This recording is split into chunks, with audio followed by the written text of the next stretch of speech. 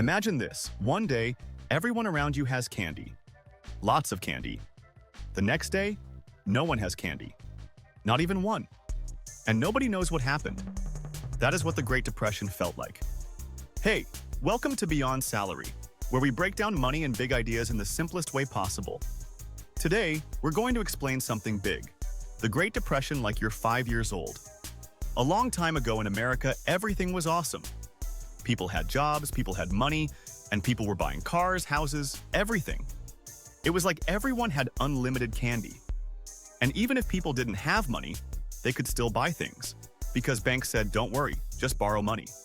So people kept spending and spending and spending. Now here's where things went wrong. People started playing a risky game.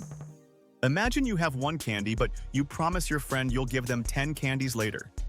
That's what people were doing with stocks. They were buying pieces of companies with money they didn't actually have. Everyone thought, I'll just get rich later. But that only works if prices keep going up.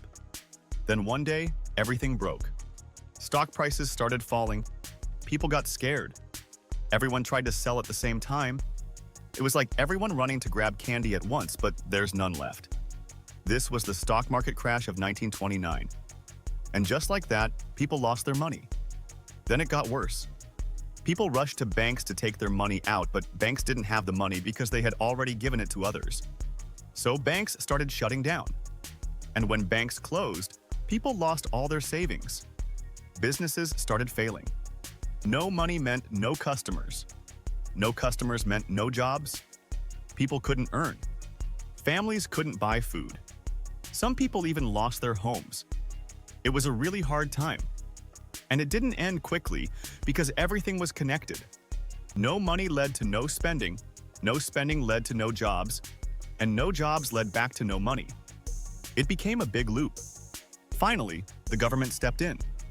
They created jobs, helped banks, and tried to fix the system. Later, a big war created millions of jobs, and slowly, things started getting better. So what can we learn from this? Don't spend money you don't have. Don't blindly follow the crowd. And always be careful with money, because when things go wrong, they can go very wrong. If this helped you understand one of the biggest financial disasters in history, like and subscribe to Beyond Salary. Because school doesn't teach this, but life will.